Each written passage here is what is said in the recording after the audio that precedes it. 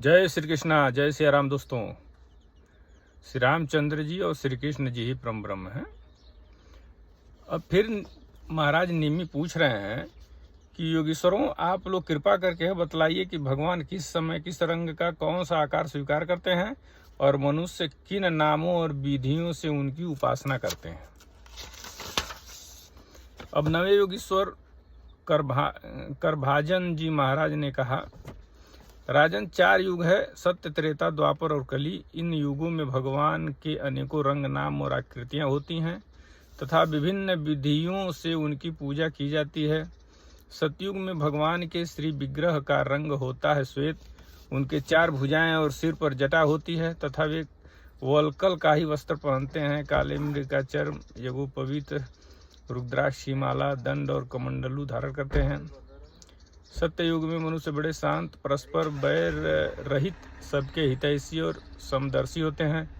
वे लोग इंद्रियों और मन को बस में रखकर ध्यान रूप तपस्या के द्वारा सबके प्रकाशक परमात्मा की आराधना करते हैं। वे लोग हंस, सुपर्ण, वैकुंठ, धर्म, योगेश्वर, अमल, ईश्वर, पुरुष, अव्यक्त और परमात्मा आदि नामों के द्वारा भगवान के गुण लीला आदि गान करते हैं। राजन, त्रेता युग में भगवान के श्री विग्रह का रंग होता है लाल, 4 भुजाएं होती हैं और कटी भाग में वे 3 मेखला धारण करते हैं। उनके केश सुनहले होते हैं और वे वेद प्रतिपादित यज्ञ के रूप में रहकर श्रुआ आदि यज्ञ पात्रों को धारण किया करते हैं।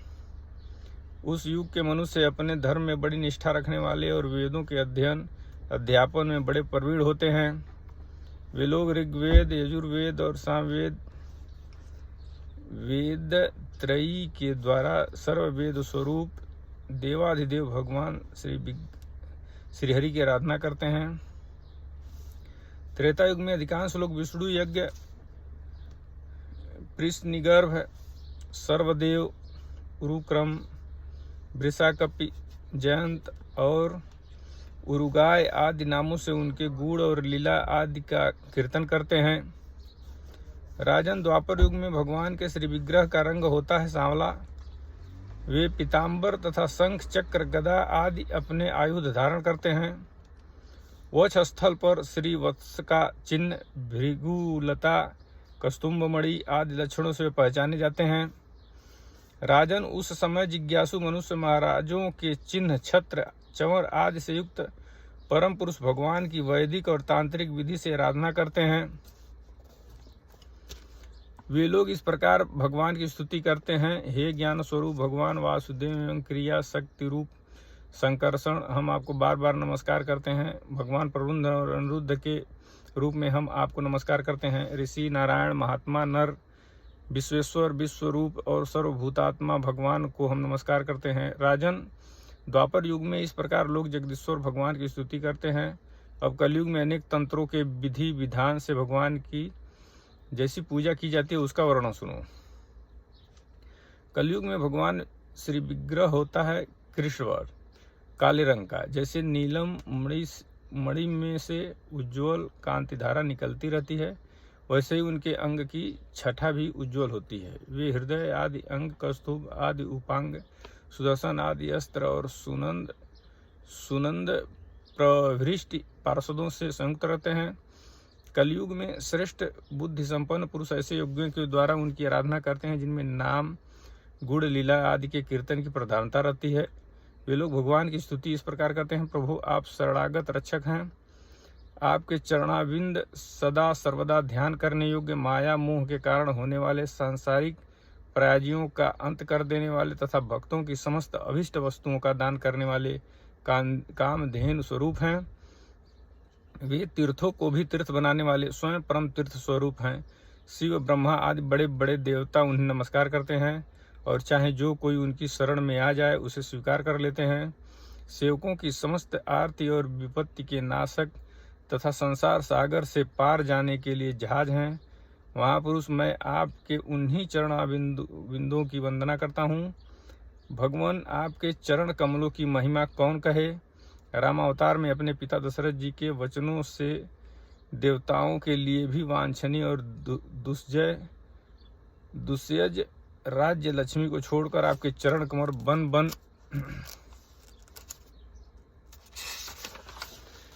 बन घूमते फिरे।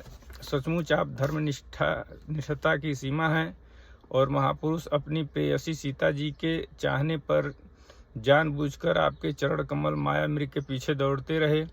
सचमुच आप प्रेम की सीमा हैं। प्रभु, मैं आपके उन्हीं चरण बिंदुओं की वंदना करता हूँ। राजन, इस प्रकार विभिन्न युगों के लोग अपने अपने युग के अनुरूप नाम रूपों द्वारा विभिन्न प्रकार से भगवान की आराधना करते हैं। इसमें संदेह नहीं कि धर्म, अर्थ, काम, मोक्ष सभी पुरुषार्थों के एकमात्र स्वामी भगवान श्री हरि ही हैं। कली युग में केवल संकीर्तन से ही सारे स्वार्थ और परमार्थ बन जाते हैं। इसलिए इस युग का गुण जानने वाले सारग्राही श्रेष्ठ पुरुष कलयुग की बड़ी प्रशंसा करते हैं, इससे बड़ा प्रेम करते हैं। देहाभिमानी जीव संसार चक्र में अनादिकाल से भटक रहे हैं। उनके लिए भगवान की लीला, गुण और नाम के कीर्तन से बढ़कर और कोई परम लाभ नहीं है, क्योंकि इससे संसार में भटकना मिट जाता है और परम शांति का अनुभव होता है। राजन, सतयुग, त्रेता और द्वापर की प्रजा चाहती है कि हमारा जन्म कलयुग में हो, क्योंकि कलयुग में कहीं कहीं भगवान नारायण के शरणागत उन्हीं के आश्रय में रहने वाले बहुत से भक्त उत्पन्न होंगे। महाराज, विदेह कलयुग में द्रविड़ देश में अधिक भक्त पाए जाते हैं, जहाँ ताम्रपर्णी, कृतमाला, पैस्विनी, परम पवित्र कावेरी, महानदी और प्रतीची नाम की नदियाँ बहती हैं। राजन, जो मनुष्य इन नदियों का जल पीते हैं प्राय उनका अंतःकरण शुद्ध हो जाता है और वे भगवान वासुदेव के भक्त हो जाते हैं। राजन, जो मनुष्य यह करना बाकी है वह करना आवश्यक है इत्यादि कर्म वासनाओं का अथवा भेद बुद्धि का परित्याग करके सर्वभाव से शरणागत वत्सल प्रेम के वरदानी भगवान मुकुंद की शरण में आ गया है, वह देवताओं, ऋषियों, पितरों, प्राणियों, कुटुंबियों और अतिथियों के ऋण से उऋण हो जाता है। वह किसी के अधीन, किसी का सेवक, किसी के बंधन में नहीं रहता। यानी जो भगवान के शरण में आ जाता है उसका नात रिश्तेदार कोई बंधन नहीं रह जाता, कुछ करने का नहीं रह जाता है।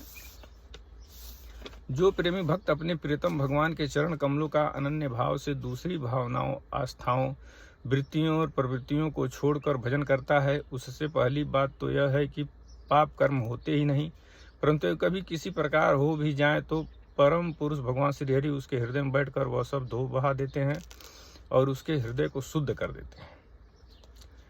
नारद जी कहते हैं, वसुदेव जी, मिथिला नरेश राजा नेमि 9 योगेश्वरों से इस प्रकार भगवत धर्मों का वर्णन सुनकर बहुत ही आनंदित हुए। उन्होंने अपने ऋत्विज और आचार्यों के साथ ऋषभ नंदन 9 योगेश्वरों की पूजा की। इसके बाद सब लोगों के सामने ही वे सिद्ध अंतर्धान हो गए। विदेहराज नेमि ने उनसे सुने हुए भगवत धर्मों का आचरण किया और परम गति प्राप्त की। महाभाग्यवान वासुदेव जी, मैंने तुम्हारे आगे जिन भगवत धर्मों का वर्णन किया है, तुम भी यदि श्रद्धा के साथ इनका आचरण करोगे तो अंत में सब आसक्तियों से छूटकर भगवान का परम पद प्राप्त कर लोगे। वासुदेव जी, तुम्हारे और देवकी के यश से तो सारा जगत भरपूर हो रहा है, क्योंकि सर्वशक्तिमान भगवान श्री कृष्ण तुम्हारे पुत्र के रूप में अवतरित हुए हैं।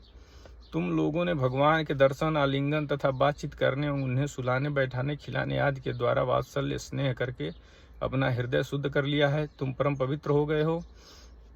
वासुदेव जी, शिशुपाल, पौंड्रक और साल्व आदि राजाओं ने तो वैर भाव से श्री कृष्ण की चाल ढाल, लीला विलास, चितवन, बोलन आदि का स्मरण किया था।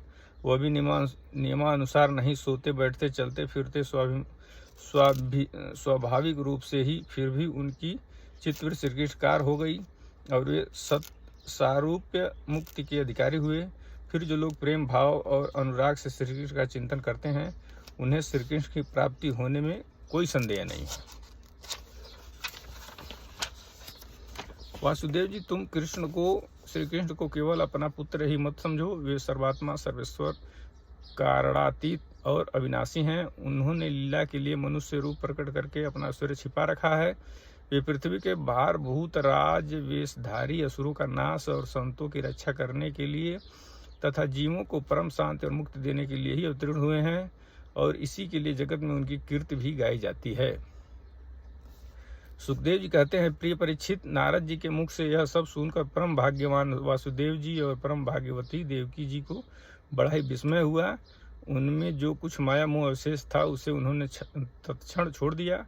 राजन, यह इतिहास परम पवित्र है। जो एकाग्रचित्त से इसे धारण करता है वो अपना सारा शोक मोह दूर करके ब्रह्म पद को प्राप्त होता है। ये जो 9 योगीश्वर थे, महाराज निमि जी को भागवत धर्म का पाठ सुनाए थे, वही चीज, वही प्रश्न वासुदेव जी नारद जी से पूछे थे। तो वही नारद जी यह कहानी बता रहे थे कि 9 योगीश्वर महाराज निमि को भी भागवत धर्म कैसे बताए थे। तो वही नारद जी यहाँ बता रहे हैं कि श्री कृष्ण जी ही परम ब्रह्म है। जय श्री कृष्णा, जय सिया राम।